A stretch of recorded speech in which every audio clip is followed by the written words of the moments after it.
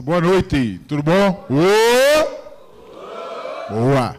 Bom, satisfação imensa estar aqui para falar um pouco sobre um tema muito importante, um tema que vai também ajudá-los nessa prototipação, nesse caminho que quem vai fazer o Ideaton, e sugiro que todos façam e participem ativamente das palestras que vão acontecer na Campus Day.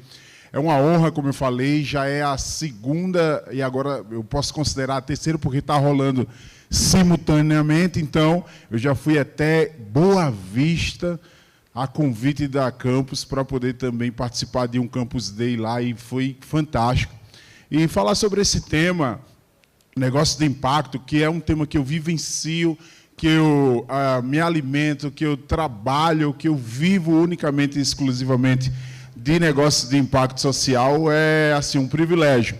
E durante muito tempo dessa jornada, como mochileiro pela educação, e vocês vão entender um pouco o porquê de mochileiro pela educação, eu pude aprender e pude colocar em prática muito desses conceitos, aprendizados, errar, depois pivotar tanto o negócio social quanto as atividades que a gente faz nas escolas pelo Brasil afora.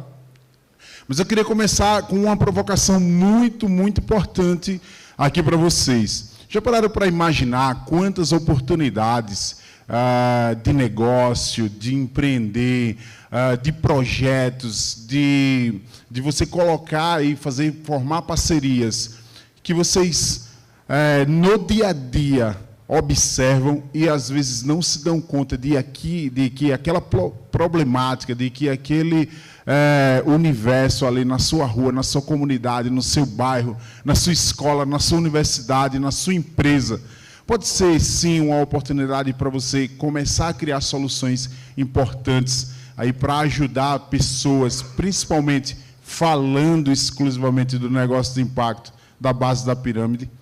Já parou para pensar que aquele problema que, às vezes, muitas pessoas reclamam, pode ser ali uma oportunidade de negócio? Já parou para pensar como o seu conhecimento pode se conectar ao conhecimento de outra pessoa, tanto de soft skill, quanto de deep skill, quanto de hard skill, unindo esses conceitos? Pode montar aí uma nova startup que pode solucionar não só o problema que existe em Petrolina ou na região. Então, pensando nisso, há muito tempo atrás, lá na década de 80, um professor, até então professor da Universidade de Bangladesh, ele começou a observar, de fato, um movimento curioso que acontecia nas mulheres, com as mulheres ali do seu país. Mulheres muito talentosas, empreendedoras, mas que não tinham acesso a um recurso importante, que é capital, que eu acho que deve ser a dor da maioria dos empreendedores, principalmente empreendedor social, quando ele começa aí a ter aquele momento, vamos chamar de devaneio, de pensar. O empreendedor é aquele que se joga, que diz, olha, eu quero fazer, mas eu só estou com a ideia. Só estou com a ideia, mas falta recurso, falta, enfim, braços, falta equipe, às vezes é no equipe, fazendo sozinho, mas tracionando, às vezes cai no Vale da Morte falando de startup e dali não consegue sair. Então, até então, professor, começou a observar esse movimento e ele pensou, cara, por que não começar, que vocês fazem todos os dias e podem fazer aqui, tanto no Ideaton, quem está aqui em Petrolina, com o tema que eu achei super importante, quanto o tema lá de Caruaru. E são temas que também já impactam localmente, ou seja, não é um tema avulso que vai se desenvolver numa seara universal. É um tema que parte do local para que possa aí depois ser escalonado para poder ajudar outras pessoas. Então, ele fala essa frase aqui, cada um de nós tem muito mais escondido dentro de nós do que tivemos a chance de explorar. Então, esse movimento que vocês fazem hoje de vir para Campus Day e amanhã passar o dia todo, mas assim, é para passar o dia inteiro, porque até um fato curioso, para falar sobre como eu cheguei até Petrolina hoje, né? Eu acordei às 3 da manhã e aí eu fui para o aeroporto. Aí, eu sou de Alagoas, Maceió, pertinho, fui lá, esperei, né? Pernambuco do Sul, boa. Aí eu estava lá no aeroporto, e aí eu só escutei uma voz dizendo, o voo está cancelado. E aí eu disse, tá, vamos para a opção, né? Eu quero muito estar na Campus Day. Então, vamos para a segunda opção. Olha, senhor Tiago, a sua opção é às 18h10 de Recife. Eu disse, eu vou passar o dia inteiro em Recife, não. Tem que ter outra opção. E a opção foi vir de carro para estar aqui com vocês hoje. Então, esse é um esforço que eu achei muito válido, que é o mesmo esforço que cada um de vocês vão fazer de estar aqui, aproveitando os conteúdos que vão ser oferecidos. Mas é exatamente sobre essa chance de explorar novos conhecimentos. Eu estou vendo aqui uma turma toda fardada. Vocês são da mesma escola, aqui do SESI? Vocês conhecem o pessoal lá de trás? Olha aí para o pessoal lá de trás. Conhece alguém lá de trás? Mais ou menos? Então, amanhã, o exercício de vocês é assim, se misturar, sentar com gente nova, conhecer gente nova, trocar aí o QR Code dos contatos e explorar novos conhecimentos, porque esse é o movimento de One Campus. Esse é o movimento de One Campus Day, fazer com que você se una a novas pessoas, a novos conhecimentos, a novos, vamos chamar assim numa linguagem, a novos stakeholders, para que vocês possam dali extrair algo que possa fazer com que vocês cresçam. Então, outro cara super legal, que eu sempre gosto de citar, é o Bill Drayton, que já ouviu falar nesse senhorzinho carismático aí? Alguém? Lá atrás? Ninguém? Mas quem já ouviu falar na Ashoka? Quem já ouviu falar na Ashoka? Também não? Ainda? Então, vamos desvendar esses nomes super difíceis. Esse cara foi executivo da McKinsey durante muito tempo. E um belo dia ele resolveu, assim como todo empreendedor, às vezes tem um momento de conexão, quero agora trabalhar para mim. Ele resolveu montar a Ashoka, que é uma das maiores, se não a maior, empresa do mundo para desenvolvimento de jovens líderes. Então, a gente tem vários jovens do Brasil inteiro que participam, não só do Brasil, mas do mundo, mas especificamente do Brasil, conheço alguns que participam de diversos programas de liderança espalhados aí por diversas unidades de empresas também que ofertam essas chances. Um desses movimentos é o Desafio LED da Rede Globo, que tiveram aí voluntários e embaixadores Ashoka trabalhando com soluções para a educação linkadas no ODS 4, que é uma coisa que a gente vai falar mais para frente. Mas só para deixar como referencial esses dois nomes, para mostrar como que o negócio de impacto social, apesar de ser um tema novo, às vezes descoberto, lá em Alagoas a gente trabalha muito com o Sebrae está muito pertinho, sabe, com um núcleo de inovação social chamado NISA, tentando fomentar startups de fato que trabalhem também com esse lado, porque a gente sabe que o empreendedorismo social visa o lucro, mas também tem um impacto importante nas camadas que não têm acesso a serviços de saúde, meio ambiente, educação. Então, isso é muito importante, e também fazendo um link com o serviço público, sendo um braço importantíssimo para poder aí ter, para que o serviço público possa ter também fornecedores, empresas, startups que possam atuar nesses segmentos que eu citei. E eu gosto muito dessa frase porque o trabalho do empreendedor social é reconhecer quando parte da sociedade está presa e fornece novas maneiras dela se libertar ou deixá-la livre. Então, acho isso muito importante e é um tema muito bacana. Mas o que motiva, de fato, esses empreendedores sociais? Quem já ouviu falar de algumas dessas startups ou empresas, negócios sociais aqui? Doutor Consulta, Mora Digna, do Matheus, lá de São Paulo. Um cara muito bacana, engenheiro de formação, e um belo dia ele se deparou com uma situação muito complexa. Reforma de banheiro. Reforma de banheiro. Ele começou a observar, e depois levou isso para uma pesquisa, que as pessoas da sua comunidade se sentiam melhor quando tomavam um banho, como diz o nome, um banho digno. Só que os banheiros das comunidades, das casas, eram muito aquém do que elas mereciam.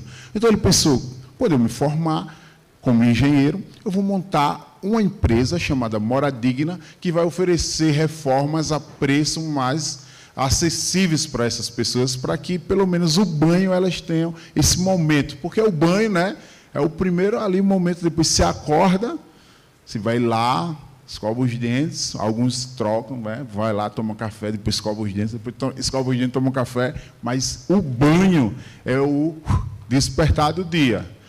Então, ele começou a ofertar esses banhos aí, essas reformas para essas pessoas. Handy Talk, Tech Girls, que trabalha com inserção de mulheres na tecnologia, e o Litro de Luz, que eu acho que desses é o mais conhecido, que leva luz através aí de garrafas PETs e água, fazendo um movimento de física para poder iluminar casinhas no interior do Brasil. Então, veja o que motiva essas pessoas, o que de fato faz com que elas não vão para um negócio dito convencional, que vise única, exclusivamente o lucro, mas que tenham ali na sua intencionalidade, o ato de transformar realidades em vilarejos, em cidades pequenas, cidades com IDH baixo, e cidades que não tiveram acesso a muitos serviços. Então, lembrando aqui, tem algum administrador aqui? Lembrar a faculdade agora, né? Pirâmide de Maslow, lá atrás, né?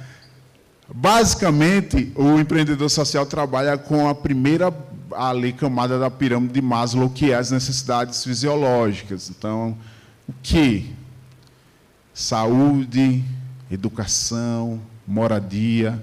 Então, isso faz com que, se resolvido alguns problemas ou dado a oportunidade para as pessoas terem acesso a melhores condições de vida, através do empreendedorismo, do negócio de impacto, essas empresas, essas startups possam entrar nesse ciclo virtuoso de transformação. Então, basicamente, elas estão situadas por ali. Então, se a gente pegar um exemplo didático, Doutor Consulta, como eu citei por aqui, é uma startup que trabalha com consultas mais acessíveis para pessoas que não têm acesso a médicos e especialistas.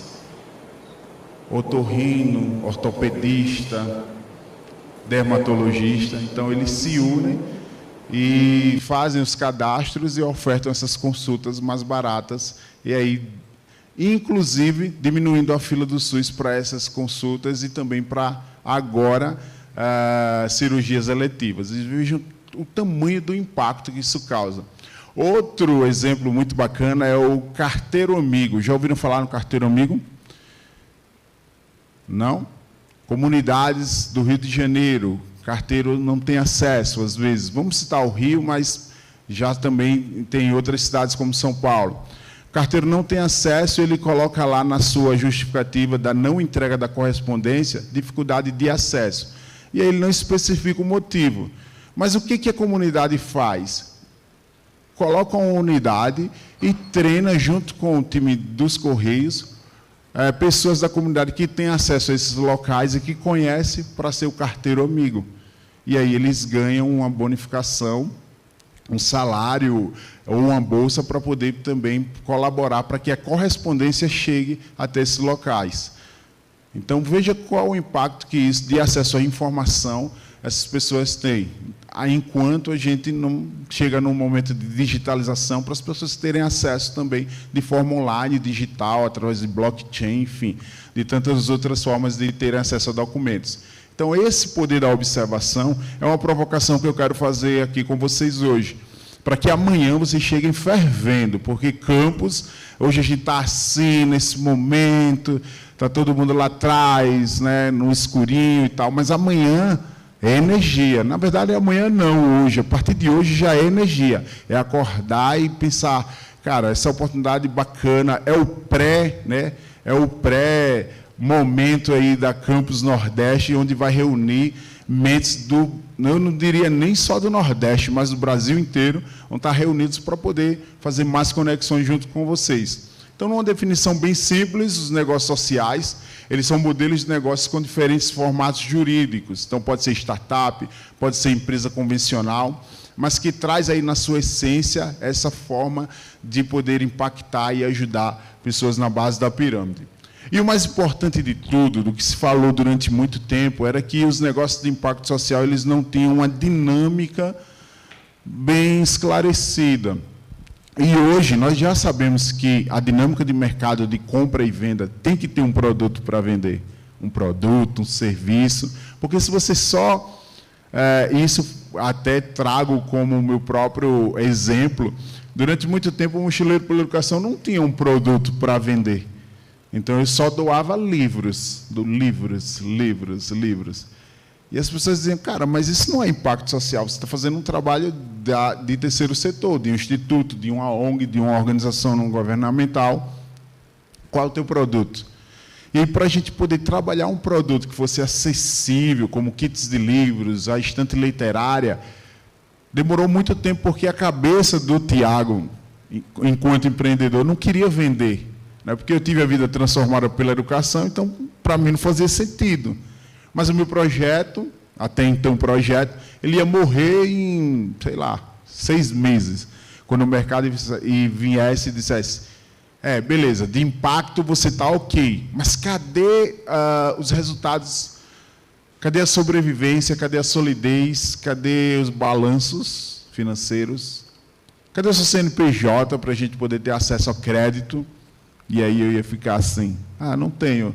Então eu ia ser apenas mais um empreendedor tentando sonhar em distribuir livros. Então, essa governança que se fala muito aqui, é você poder, através de parcerias, convidar pessoas que façam parte, para fazer parte do time do seu negócio de impacto. Sabe?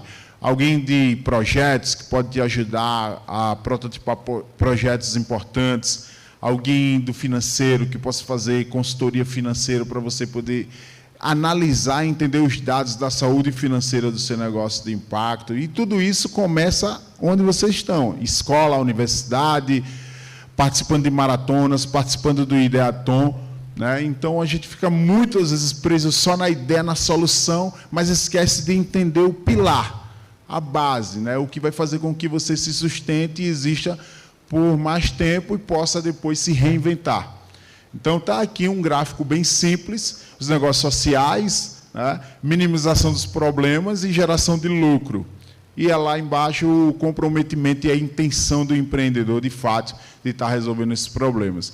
Eu costumo dizer sempre que o empreendedor social, a pessoa que quer trabalhar com negócio de impacto, que quer montar, o primeiro grande, eu acho que a primeira habilidade que ela tem que desenvolver é, além da empatia, de se colocar no lugar da sua persona, do público que você vai atingir, que você vai transformar a vida, é a observação.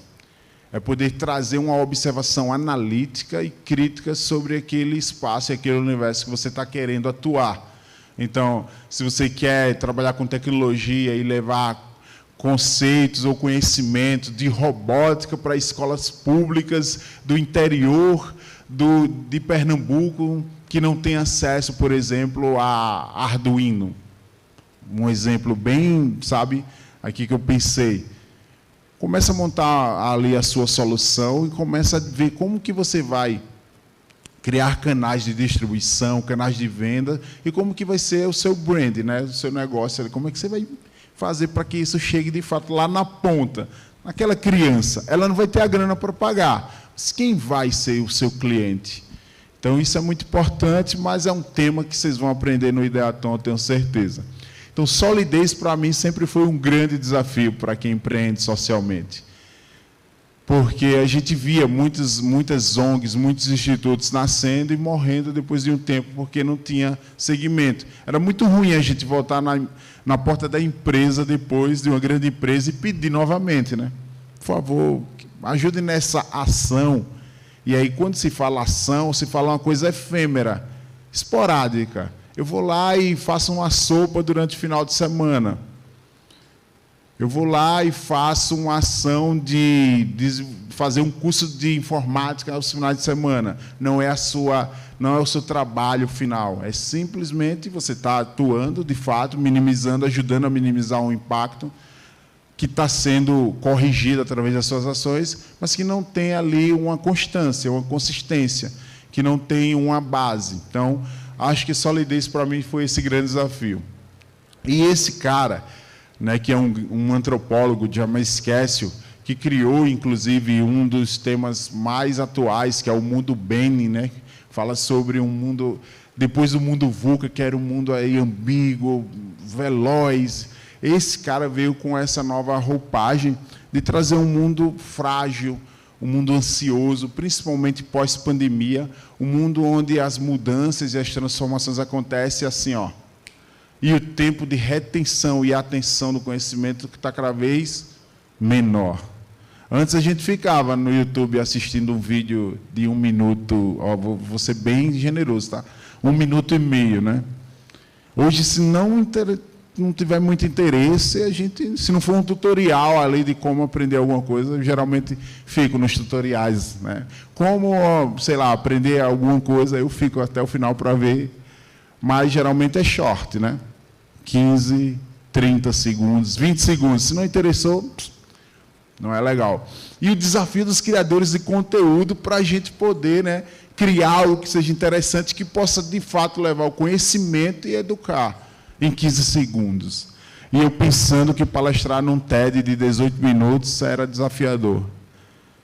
Então, veja como a gente está cada vez mais seletivo no que consumir e como que a gente pode fazer o uso dessas inovações tecnológicas para poder consertar esse mundo que outrora aí teve essa modificação e essa transformação. Então, pensemos nisso. Que já ouviu falar nessa sigla aqui, ESG? Levante a mão.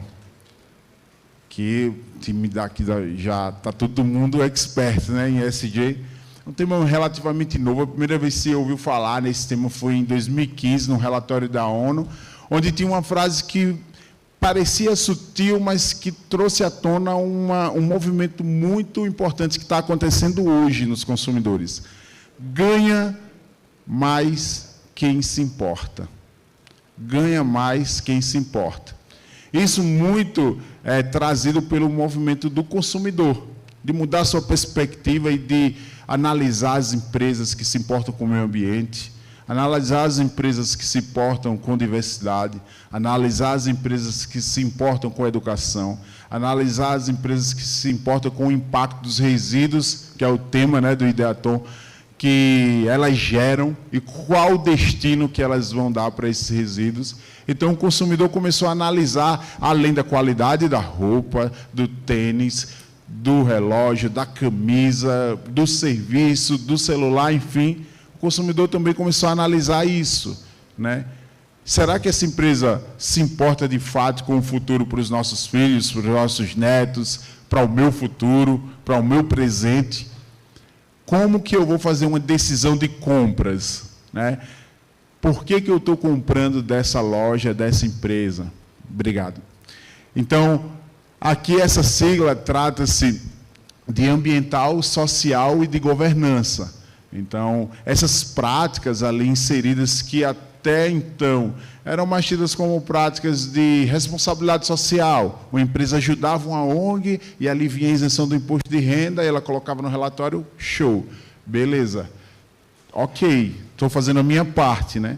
Só que só fazer a sua parte não é mais suficiente. Tem que fazer a sua parte e tem que pensar como que você pode envolver toda a sua cadeia, desde a produção, lá a base, né, o seu fornecedor, o seu consumidor, até o seu próprio time. Então, entram aqui ações de meio ambiente, ações ambientais, e não é só, vamos plantar árvore, ok. Mas como que a gente pode reflorestar? Como que a gente pode trabalhar com carbono zero? Como que a gente pode trabalhar com smart cidades, cidades verdes, cidades mais sustentáveis? Como que a gente pode levar isso para as escolas e começar na base com as crianças? Como que essa temática pode ir aí evoluindo para diversas gerações? A parte social, como que a gente pode aí minimizar o impacto, se tem algum fornecedor que esteja utilizando mão de obra ilícita para poder trazer produtos para dentro da minha empresa? Como que eu posso identificar esse fornecedor e poder inibir ali, ou então fazer um trabalho de reeducação, ou então até cortar o contrato para que ele possa se reeducar e se tornar apto a poder fornecer produtos e matéria-prima para mim novamente? e de governança. Como que a gente pode destinar aí relatórios saudáveis financeiros para poder estar destinando também recursos para manter escolas, adotar praças, sabe, adotar hospitais, adotar pesquisa. Tem alunos que estão desenvolvendo pesquisa nas escolas públicas do Estado, nos institutos federais. Por que não que eu adote essa pesquisa e faça um incentivo ali durante um ano, a empresa adotando essa pesquisa e fazendo incentivos financeiros para que ela possa avançar com a pesquisa? Quanto falta para a gente poder estar avançando e ser também, por que não, até, com perdão da palavra, um CAPES aí, empreendedor dentro, né, da iniciativa privada? Por que não fazer dessa forma? Então, essas práticas aí, como eu falei, em 2015, foi a primeira vez que se ouviu falar, e vejam só os dados e o montante de recursos que está sendo destinado para essas áreas. Então, o mercado financeiro também já entendeu esse movimento e já entendeu essa dinâmica. Então, ó, de 6 bilhões em 2018 para 44 bilhões em 2026. Veja como a gente pode aí estar trazendo essas práticas ESG para dentro dos negócios. Aí você diz, mas eu não tenho negócio, mochileiro. Nem tenho CNPJ ainda. Mas provoque o lugar onde você está. Provoque a sociedade onde você está. Provoque a empresa onde você está. Tente levar recursos, porque às vezes também, sabe, o empreendedor, o empresário, ele fica muito focado ali nas atividades. E às vezes ele precisa também dessa abertura, desse caminho, dessa provocação mesmo. Tornar inquieto, sabe? Eu acho que isso é muito importante. Ele voltar a sonhar como ele sonhava quando montou a empresa 10, 20, 30 anos atrás. Então, acho que isso vai muito do DNA também, do corpo, do time que faz parte desse negócio, para poder levar essas temáticas. E aqui os temas que mais são debatidos, que mais são importantes, tanto nas decisões de compras, como eu falei, quanto nas decisões aí para a implementação de práticas ESG nas empresas. Diversidade, justiça climática e inclusão social. Então, nada mais justo do que a gente poder falar sobre esse tema aqui e poder sempre estar alinhando também com outra temática muito, muito importante, que é a Agenda 2030 da ONU, dos Objetivos de Desenvolvimento Sustentáveis, que é uma agenda que já foi debatida. Aí, não só o Brasil, mas acho que o mundo todo ainda fica pensando e imaginando, meu Deus, essas metas, será que a gente vai conseguir atingir? E em 2030, o pessoal, 2030 falta muito. 2030 é bem ali, né? Na verdade, é bem aqui, né? A gente pensa assim, diz, quantos por cento das metas a gente já atingiu? Quanto está sendo discutido para implementar até políticas públicas, planos diretores de cidades balizadas nos 17 objetivos. E aí a gente conseguir também estar fazendo a nossa contribuição. Então, estão aqui eles que já viram essa tabela em algum momento da vida. Então, agora sim, tem mais pessoas aí que já estão familiarizadas com os ODS. Esses objetivos cada vez mais fazem parte do nosso dia a dia. Lembra daquele exercício de observação, quando se falava em fome zero? A gente, mas não está. E aí a gente passa no sinal, às vezes, vê uma família ali que está precisando. Então, nem se falava em água. E aí a gente passa e tem, às vezes, no meu estado, ainda tem escola no sertão que não tem acesso à água potável, para você ter uma ideia. É o quê? Vai lá nas cisternas e puxa a água que vem de carro-pipa. Então, veja quanto, e é um estado pequeno, veja quanto mais longe, está mais perto. Basta a gente observar. Tem um consultor do Sebrae, ele é pernambucano, e ele, para mim, é um fera nos negócios de impacto, que é o Júlio Ledo. Esse cara, ele tem uma frase que me chama muita atenção, que é sair para ver. Sair para ver. Na linguagem mais jovem, eu não sou tão jovem assim, mas, né, então tudo bem, é furar a bolha, né? Então é sair para ver. Ver o que está ao nosso redor, ver o que está, como eu falei, isso vai ser importante para vocês amanhã, ver a sua rua, ver a sua comunidade, ver a sua escola, ver quais são os problemas e tentar dali extrair uma solução. Pensemos como cabeças de solucionadores, né? Então, está aqui os 17. Eu sempre falo, tenta alinhar a sua ideia, o seu projeto de pesquisa, o seu projeto de extensão, aquilo que as pessoas falam, isso é loucura desse menino. Será que vai dar certo? Tente sempre alinhar um ODS, porque o que o ODS faz? Ele dá uma base, ali, um referencial, porque quando você fala sobre as metas, você fala que é ONU, as pessoas precisam te ouvir, né? E aí parece que dá uma nova roupagem, mas nada mais é do que você poder criar aquelas metas ali, dentro de uma, enfim, ferramenta simples como Smart, ou uma ferramenta mais simples ainda, 5W2H de administração, e aí, até vou mais longe, viu? Um PDCA, e aí você vai fazendo esses projetos, trabalhando e dando robustez, dando corpo, dando comunicação. E aqui é o Canva, né? Um famoso Canva, só que esse é o Canva de impacto. Aqui, nesse lado, no modelo C, a gente tem o que, numa maratona, numa ideação, num hackathon, muitas vezes trabalhado. É uma ferramenta muito acessível.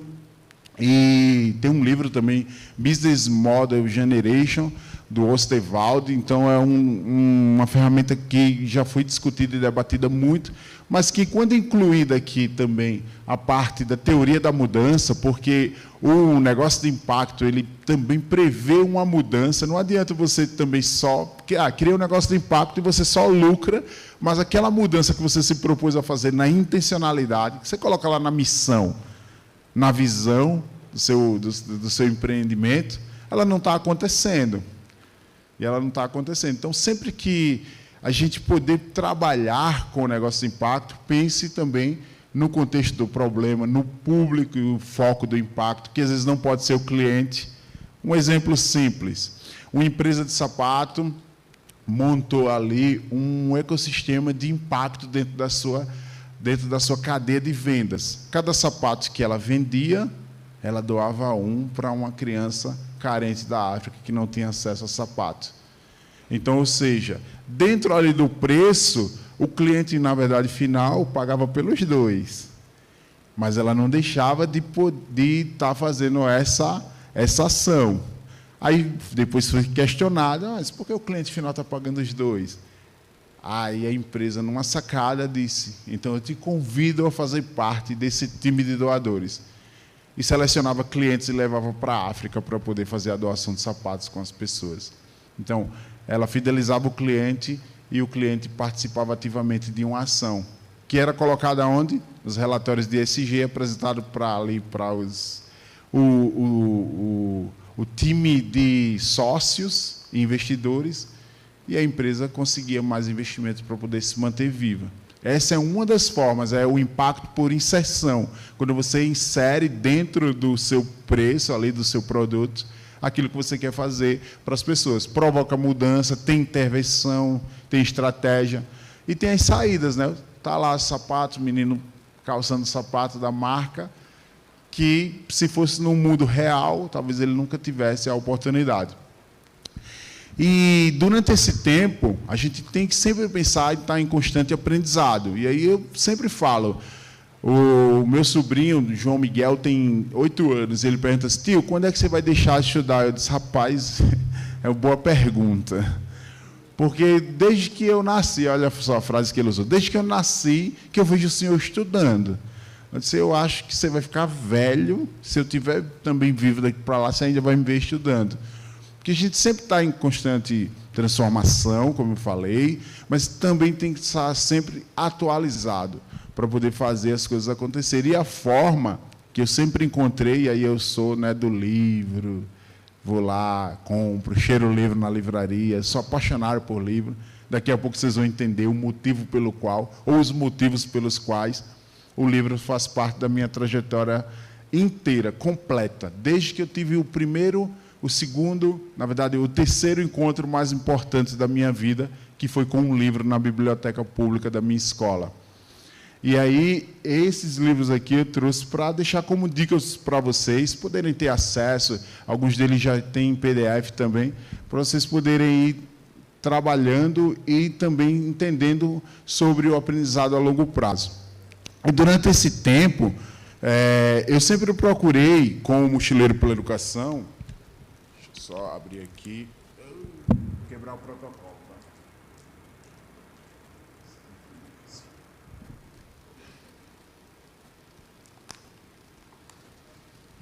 Sempre procurei, como Mochileiro pela Educação, construir essas pontes e redes de sustentabilidade. Tanto para o mochileiro, para o projeto, quanto para o negócio de impacto social, quando ele começou a existir juridicamente de fato. E aí eu comecei a criar uma rede de pessoas que eu gostaria de conhecer e de eventos que eu gostaria de estar. E aí o Tunico está aqui, mais uma vez, fortalecendo o sonho da Campus Party de 2018, na Arena lá de Salvador, primeira lá, Arena aberta, eu palestrando, cara, eu estou na Campus Party com gente que eu via no YouTube, olhando, assistindo. Então, assim, você sonha e você vai trabalhando com consistência, com constância para fazer as coisas acontecerem. Então, criar esse movimento de projeto, sabe? Até um projeto mesmo pessoal, de carreira, para saber onde é que você quer chegar. Eu disse, primeiro eu quero, para fazer esse Mochileiro pela Educação existir, que até então era um projeto, eu preciso de uma editora. Porque o que eu faço? Eu sou o distribuidor de livros. Vai ter uma hora que vai sangrar aqui o financeiro Aí eu já pensava como negócio. Fui no Sebrae, abri um CNPJ e saí todo feliz, né? Agora eu sou empreendedor. Aí mal sabia que tem imposto, né? Que depois chegava, que era uma empresa que eu tinha que, sabe, que não podia misturar. Olha, a primeira coisa que o contador falou, e ainda bem que ele é meu amigo, ele não foi tão duro, não pode misturar o seu dinheiro com o dinheiro da empresa. Oxe, mas não é MEI, é um microempreendedor individual, o dinheiro da empresa é meu. Ele, não. Já começou errado. Se for assim, eu já estou pulando fora. Então, você tem que sentar, às vezes, perceber que as pessoas têm o conhecimento daquela área específica, são os especialistas, eles estão ali para te ajudar. Aí eu disse, tá, vamos respirar, então vamos lá. Como que a gente vai fazer ele? Primeiro, você tem que deixar de comprar livro. Você não vai comprar mais livro para doar. Você vai ter que procurar um parceiro que, de fato, forneça esse livro. E como é que eu vou fazer isso? Storytelling. Você vai contar a sua história. Aí eu fui lá, storytelling, contei, transformei a história do Mochileiro pela Educação num cordel e bati em várias editoras, bati na Ciranda Cultural, em Jandira, São Paulo. Vai eu. Jandira, São Paulo, bati, aí encontro o Donaldo Buquaites, que é o dono da editora, recebeu, tomamos um café, e hoje a gente é parte do time de impacto da Ciranda Cultural, recebendo aí de 6 a 10 mil livros por semestre para poder fazer os trabalhos nas escolas públicas espalhadas pelo Brasil. Ousadia, um pouco de cara de pau, né? Mas o sentimento de que você já gerava um resultado há muito tempo, sabe? E a Débora Garofalo, que é uma professora que trabalha com robótica com sucata, assim, foi eleita uma das 10 professoras, melhores professoras, eu não gosto do termo melhores, mas professoras de mais impacto do Brasil. E essa mulher me deu vários caminhos. Um deles foi lá na Latinoair, que é um evento de software livre. Eu perguntava assim, meu Deus, eu estou em Foz do Iguaçu, no evento de software livre, e aí eu tive que contar o segredo para as pessoas que estavam lá, principalmente para quem me convidou. Eu disse, ô, Ciríaco, olha só, eu não escrevo uma linha de código, só para deixar claro. Ele disse, mas você não escreve linha de código, mas a gente lhe convidou porque sua cabeça e o livro é um software. Então, esse é o principal software que liberta. Então, se você faz com livro, o que você faz com livro, a gente quer fazer com o software livre. Daí eu entendi que era um trabalho mais de inspirar e fazer com que os outros agentes que estavam ali não desistissem. E aí eu conheci a Débora, a gente trocou uma ideia sobre robótica com sucata, e tem professor em Alagoas fazendo robótica com sucata. inspirado no trabalho dela. Tem professor que pega, sabe, tem lá em Viçosa, que é uma cidade na zona da Mata de Alagoas, tem professor que deixa caixa nas padarias, nos supermercados, para recolher celular, bateria, pilha, fio. Eu disse, professor, o que é isso? Aí ele, rapaz, a minha mulher já vai até me despejar, porque eu já separei um quarto e já está cheio de bugiganga lá, e eu levo para a escola para trabalhar com os meninos. Mas o que ele faz? Interdisciplinaridade. Ele ensina matemática através de circuitos. Então, isso a escola olhou assim e disse, não, vamos levar você para a Febrace. Então, veja, uma conexão que foi levada. Então, sejamos também agentes de transformação, sendo esses missionários. O que vocês vão aprender aqui durante esse dia e amanhã, o dia completo, não guarde para você, não. Tipo, my precious, né? Vou guardar aqui, é meu, porque fui eu que adquiri. Não é seu, é do seu irmão, é do seu primo, é do colega da escola que não pôde vir, é do colega da faculdade, é do colega do trabalho, sabe? É a provocação. Não diga assim, não, não disse a tu que se tu ia perder se tu não fosse, tu faça não. Diz, olha a oportunidade aqui, vamos para Recife, todo mundo junto, que lá vai ser muito melhor. Então, assim, essa provocação que vocês têm que levar para as pessoas. E aí, durante muito tempo, eu disse, cara, eu vou precisar utilizar o livro para poder desenvolver habilidades nas crianças.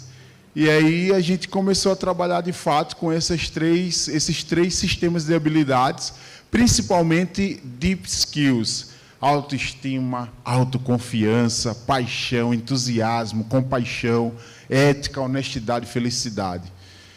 Utilizando livros simples, trabalhar criatividade com o livro O Menino que Descobriu o Vento, trabalhar comunicação com o livro O Discurso do Rei, trabalhar compaixão com o livro Extraordinário. Por que, Tiago, sempre um livro que tem um apelo visual, que tem um filme? Porque a gente faz o recorte do livro, da cena, promove a leitura com os alunos em grupo, e aí a gente vai desenvolvendo comunicação, desenvolvendo oratória, e também visualmente ele consegue enxergar a personagem que ali está inserida. Então a gente faz com 2 tipos de trabalho ali para poder fazer com que 2 canais de acesso. Às vezes chegava com um livro, aí olha o trabalho, que é chegar com um livro. Chegava com um livro, não, é muita página. Eita, agora... Não, mas se a gente lê só um capítulo, e aí eu já sabia qual era o capítulo que ele de fato ia mais se interessar para poder aguçar ali a vontade da leitura. Isso foi muito importante, fez com que a gente fosse trabalhando durante esse tempo. E um desses programas, que eu sou apaixonado, um deles, né, tem vários, mas é o Boas Ideias Não Tem Idade. Tem um cara lá em Alagoas chamado Paulo Tenório, que ele é CEO da Tracto. A Tracto é uma startup de design para não design. E aí eles brincam até nos bastidores. É tipo Canva, só que é muito melhor, porque é brasileira, entendeu? Então, a gente brinca que é muito melhor, interativa, intuitiva. Essa apresentação, inclusive, toda a parte de interface eu fiz lá na Tracto. E o que fazia? Vamos trazer para o palco do Tracto Show, que é um mega evento, alunos. Aí ele disse, mas como que você quer alunos? Eu disse, a gente vai fazer o seguinte, eu já sou mochileiro pela educação, já viajo, eu vou nas feiras de ciência, tecnologia e chego, como quem não quer nada. Vamos ali no SESI, vamos lá no SESI. Aí tem as feiras, não tem? Feira de empreendedorismo, feira de ciências, feira de ciências do meu tempo, enfim, mostra. Não é uma amostra científica lá. Conhece os projetos, entra como um avaliador avulso, vê os projetos que têm potencial e leva para um time de curadoria. Eles apresentavam um pitch no quadro, lá no palco principal, para poder conseguir recursos, para poder tocar a sua ideia. Isso foi dando muito certo, que hoje eles ganham um vídeo, a equipe vai lá na escola, grava com eles, fica uma coisa bem bacana. E eu queria mostrar um vídeo desse para vocês verem como que esses alunos se sentem ao receber assim uma homenagem tão importante. Deixa eu passar aqui, ver se a mesa me ajuda lá.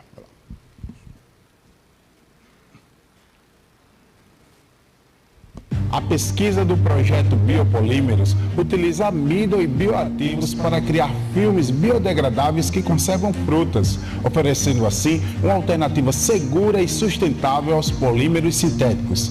Esse é o quadro Boas Ideias Não Têm Idade no Tractor Show 2024. Então, a ideia surgiu, na verdade, de um desenvolvimento de um trabalho que foi feito, iniciado no meu doutorado. No desenvolvimento desse projeto, os alunos estão envolvidos em todas as etapas, Eles trabalham com a extração, eles coletam o vegetal em feiras livres, fazem a higienização, a extração do amido e, posteriormente, eles vão estudar o grau de gelatinização desse amido para a elaboração dos bioplásticos. Bom, eu como aluna me sinto muito grata por essa oportunidade, como aluna do ensino médio, estar participando de um projeto de pesquisa tão inovador e tão importante para o meio ambiente. A educação é fundamental na formação de jovens pesquisadores, A gente agradece muito a oportunidade de desenvolver esse projeto, de ter o financiamento e, assim, eu vejo isso como uma oportunidade única na formação deles, porque eles vão ter uma vivência que eles não teriam em qualquer outra escola, É muito bom desenvolver uma pesquisa e ver o seu resultado. E com certeza eu vou levar isso para a minha vida acadêmica, tanto no IFAL quanto em outra faculdade, sobre, não nessa área, mas também em outras pesquisas que possam ser relevantes para o meio ambiente e demais assuntos. No futuro eu me vejo sim como uma pesquisadora, pois é uma área que eu me identifico, é uma área que eu me encaixo. Então, os próximos passos do projeto a gente quer dar continuidade a essa pesquisa, juntamente com a FAPEAL. Pretendemos desenvolver, além de filmes biodegradáveis com função física e função biológica, nós pretendemos desenvolver filmes também inteligentes, Bom, o significado do projeto para mim foi extremamente gratificante, pois eu tive a possibilidade de trabalhar com algo que, na minha visão, pode contribuir na revolução da indústria de embalagens.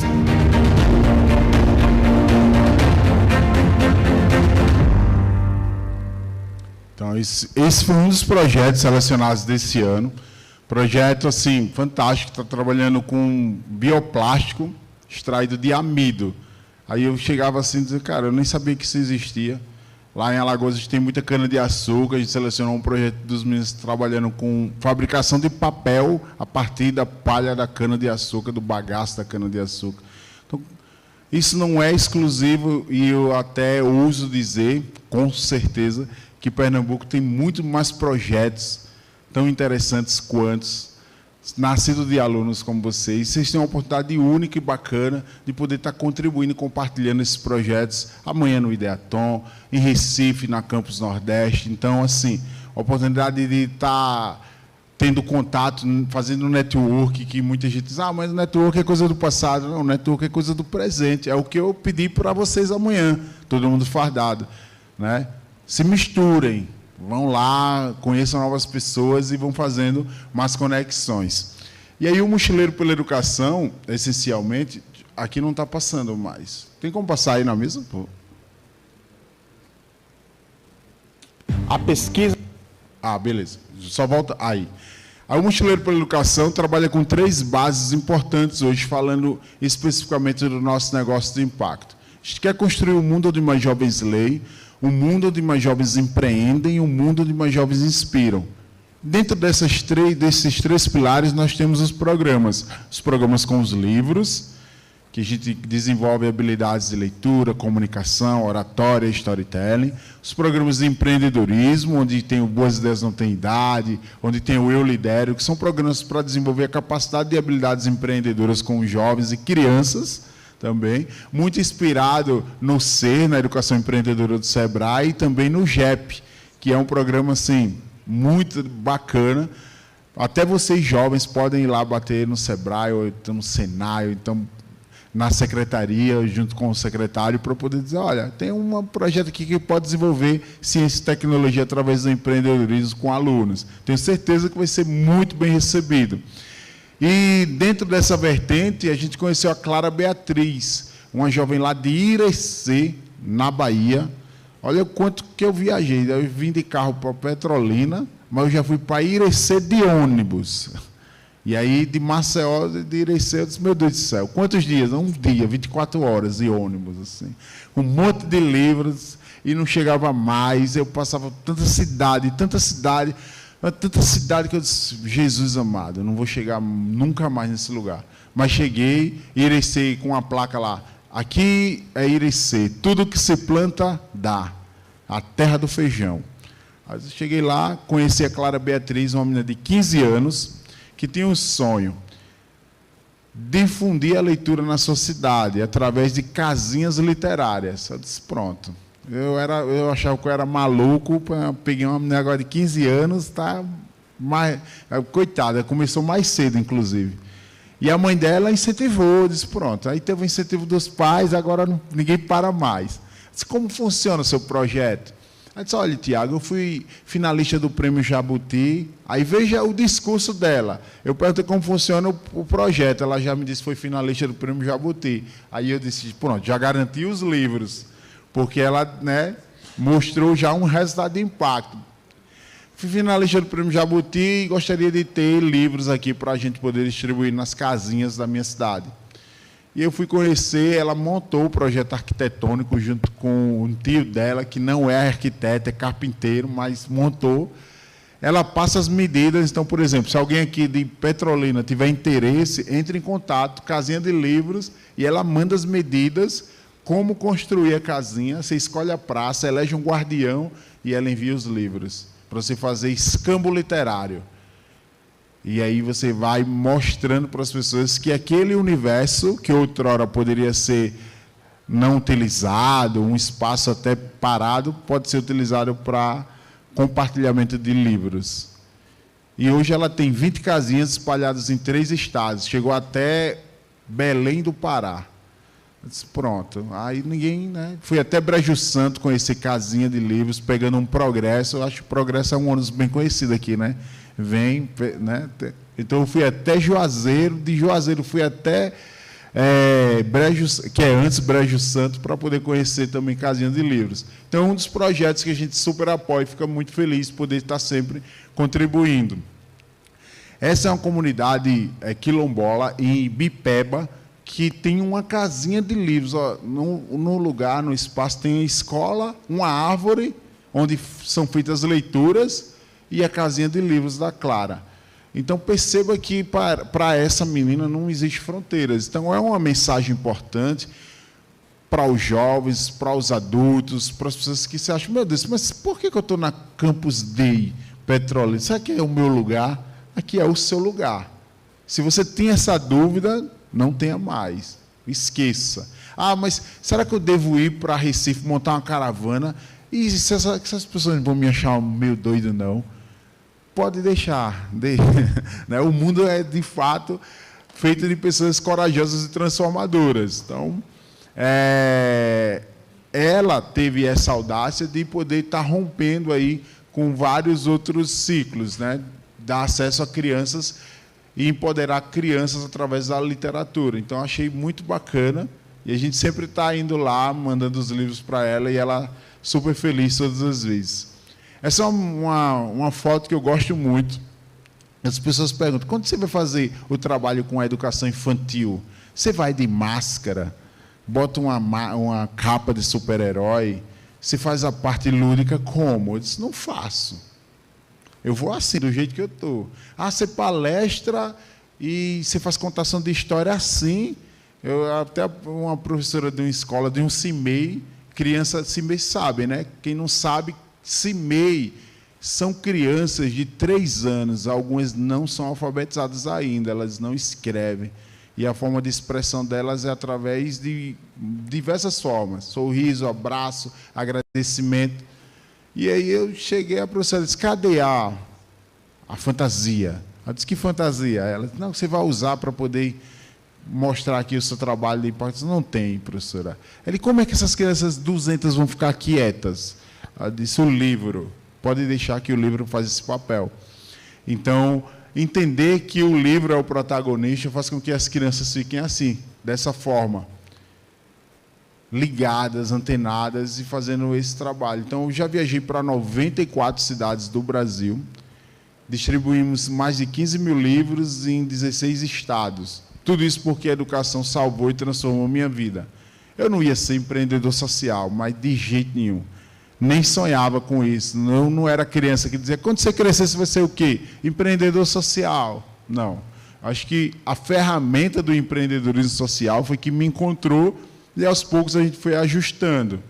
No início, até minha avó me achava meio lunático, assim, dizia, esse cara, menino, como você vai ganhar dinheiro com isso? Como é que você vai viver?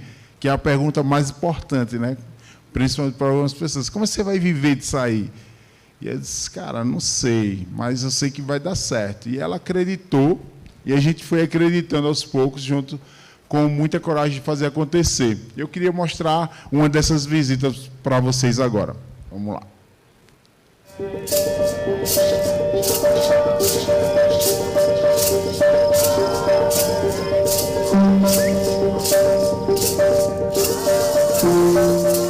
Um grande objetivo hoje aqui na aldeia Coité, na Escola Estadual Indígena Iapi Leanauã, é fazer com que livros também cheguem a esse público que tem uma representatividade e também uma história muito forte para o nosso país, e também sair daqui com uma bagagem cultural imensa, né? Porque se engana que quem acha que distribuir livros a gente está também só distribuindo conhecimento. A gente também vem aprender e levar essas histórias Brasil afora por onde a gente caminha.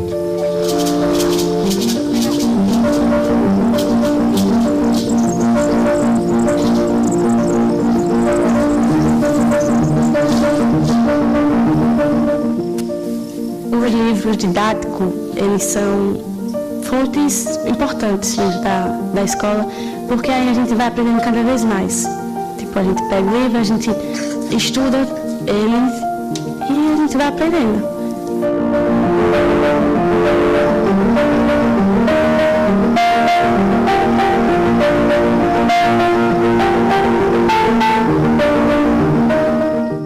A educação dentro da comunidade hoje em dia é uma fonte de riqueza, principalmente. Porque a partir disso que a minha comunidade começou a ter, tanto financeiramente e como cultural, um resgate que a gente não tinha. Porque a nossa escola, a nossa aldeia é nova, a gente não tinha escola aqui dentro da comunidade e nossos alunos estudavam fora. Mas lá fora não é tratado para eles o que a gente trata aqui hoje dentro da escola, como por exemplo a questão do resgate da história de como a aldeia surgiu, do significado das coisas, dos nossos artesanatos, dos nossos artefatos. A escola e a comunidade, elas são uma só aqui dentro, né? Porque a gente não trabalha escola e depois comunidade. A gente trabalha escola e comunidade ao mesmo tempo. A escola, ela vem fazendo um papel fundamental dentro da cultura indígena, voltada principalmente, né, para a nossa aldeia, que é questão de resgate da nossa identidade, né, que há umas semanas atrás a gente fez um trabalho aqui na escola que foi voltada para Cantos do Coité, a história do Coité, como foi que tudo começou, história de 300 anos atrás, que isso em outra escola a gente não faz, o porquê da importância de nossos alunos estudar dentro da nossa comunidade, principalmente os indígenas. Na verdade, nós temos a obrigação de trazer a comunidade para dentro da escola, porque a escola ela não está dentro do município, ela está dentro de uma localidade indígena, é território indígena. Então, se a gente não trazer a comunidade para se conectar, a gente perde a nossa cultura, nós perde a nossa vivência e o que a gente mais tem, a força de lutar por nossos direitos e garantir o melhor para nossas crianças, porque nós já tivemos quem garantiu para nós, mas nós temos a obrigação de garantir para aqueles que estão vindo, né, em poucos para cá. Então, a gente trazendo a comunidade para se conectar com a escola é uma força, é um suporte muito grande. Porque nós temos que ter a liderança, nós temos que ter os pais, nós temos que ter os alunos e nós temos o convívio de trazer a nossa cultura para dentro da nossa escola.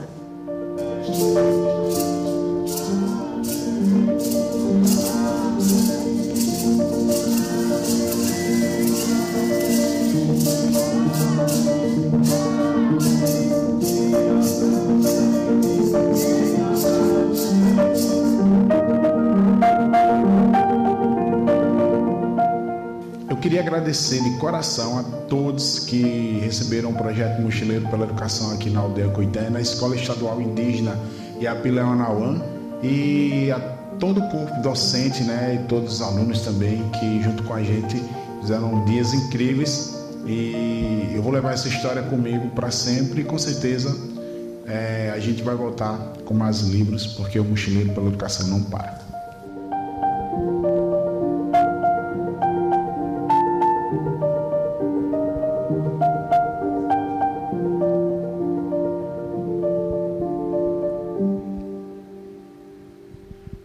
Essa é uma das centenas de escolas pelo Brasil afora que a gente já visitou.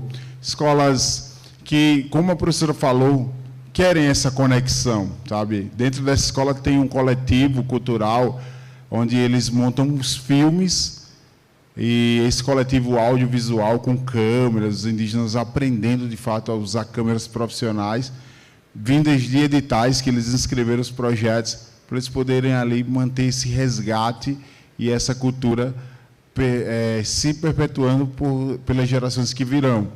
E o desafio de levar livros para uma escola que já tem ali a sua identidade firmada. Então, é um aprender, um compartilhar o tempo todo. Então, amanhã, quem for participar do Ideaton, da maratona, pense sempre assim, o mapa de empatia, né? É um tema muito legal, um tema muito importante, que muita gente vai se beneficiar disso.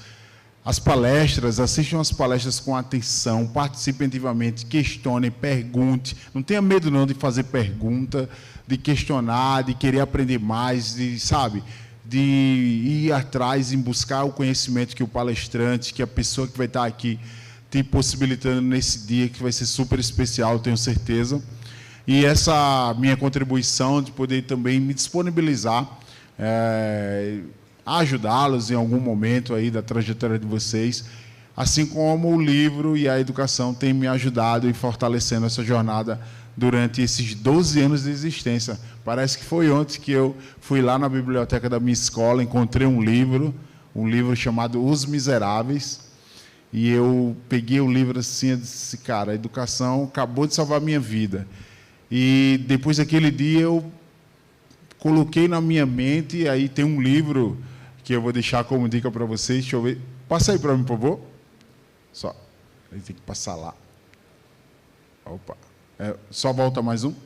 Esse livro aqui, que é uma dica super valiosa. Comece pelo porquê. Quando eu iniciei o Mochileiro pela Educação, eu não sabia como nem quando isso tudo ia se materializar. Eu sabia o porquê, que era a resposta mais importante que eu tinha naquele momento. Então, assim, se a educação me proporcionou chegar tão longe, é de suma importância que eu possa, de forma organizada, sustentável, lembre sempre disso, organizada, sustentável, e existir juridicamente, com que eu devolva à educação tudo que ela fez por mim durante esses anos todos.